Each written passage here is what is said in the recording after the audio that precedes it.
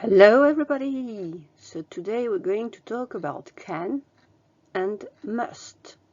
Donc on va parler de can et de must. Expliquer, et vous allez voir c'est très simple à utiliser, très simple à construire, très simple à comprendre. Let's go! Can et must sont ce qu'on appelle des modaux. Ils sont invariables, c'est-à-dire qu'on ne les met pas au pluriel et ils ne changent jamais. Ça reste toujours can, ça reste toujours must. Pour les construire, on met le sujet, le modal, donc can ou must, plus le verbe. Ils peuvent se construire à la forme négative en rajoutant not, et on peut former des questions en inversant le modal et le sujet, tout simplement. En français, il n'y a pas de modal, on n'a pas l'équivalent. Donc on va traduire par une phrase, une expression, mais la modalité n'existe pas en français. Les modaux permettent d'exprimer une notion. Donc il y en a quelques-uns en anglais pour la permission, l'obligation, l'interdiction, pour ce que l'on voudrait faire, etc. Donc on les verra au fur et à mesure. Commençons déjà par can et must. Can. Can permet d'exprimer la capacité. Je suis capable de. On traduit parfois en français par je sais. She can swim. On va dire elle sait nager. I can drive. Je sais conduire. Toby can bring the newspaper. Toby est capable de ramener le journal. Il sait le faire. Donc, c'est une capacité physique ou mentale ou peu importe. I can speak English. Je sais parler anglais, par exemple. Donc, on va utiliser can.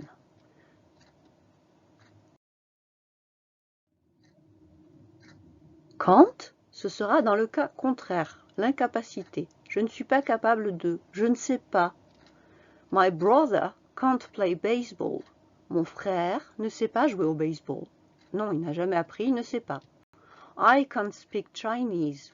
Je ne sais pas parler le chinois.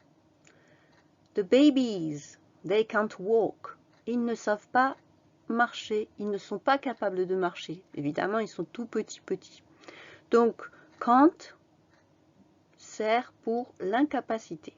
Can a aussi une autre valeur que nous allons voir tout de suite. Donc, can et can't permet aussi d'exprimer la permission. J'ai l'autorisation.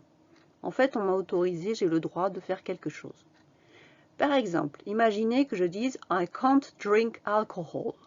Je ne peux pas boire d'alcool, je n'ai pas le droit. En fait, ma mère ne veut pas. Voilà, c'est tout. Donc, je n'ai pas la permission de boire de l'alcool. Mary can go to the party. Mary peut aller à la fête. Pourquoi? Parce qu'elle a eu l'autorisation.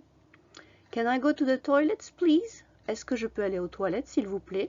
Donc je demande, est-ce que j'ai l'autorisation? Est-ce que je peux? Est-ce que vous voulez bien que j'aille aux toilettes? Passons à must maintenant. Must, c'est l'obligation.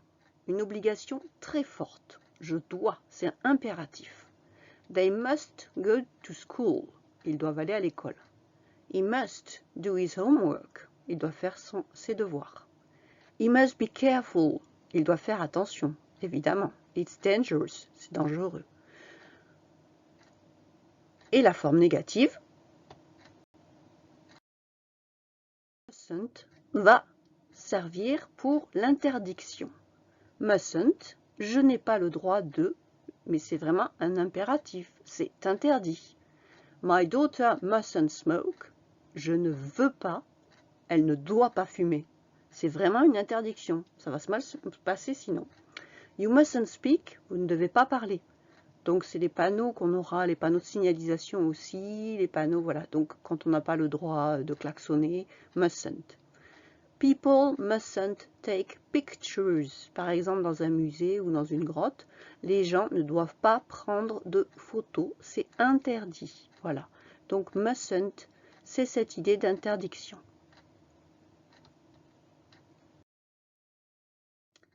Alors, ça va être à vous. At school, the students. À l'école, les élèves. Donc, en utilisant can, can't, must ou mustn't, qu'est-ce qu'ils peuvent, ne peuvent pas, ont le droit ou doivent absolument faire? Donc, listen, c'est écouter. Ask questions, poser des questions. Eat chewing gum, manger du chewing-gum. Open the window, ouvrir la fenêtre. Chat, bavarder. Make mistakes, faire des erreurs. Donc je vous laisse réfléchir un petit moment à ce que vous mettriez.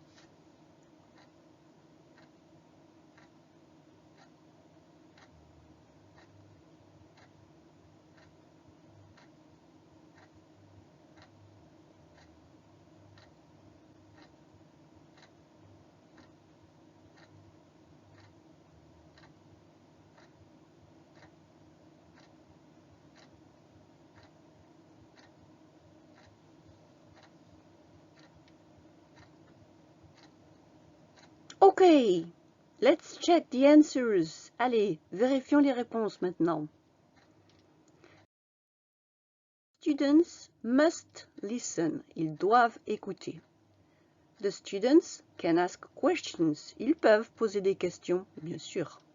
Mustn't eat chewing gum. Ils ne doivent pas manger du chewing gum. Non, interdit. The students can open the window. Ils peuvent ouvrir la fenêtre. Oui, évidemment. The students mustn't chat.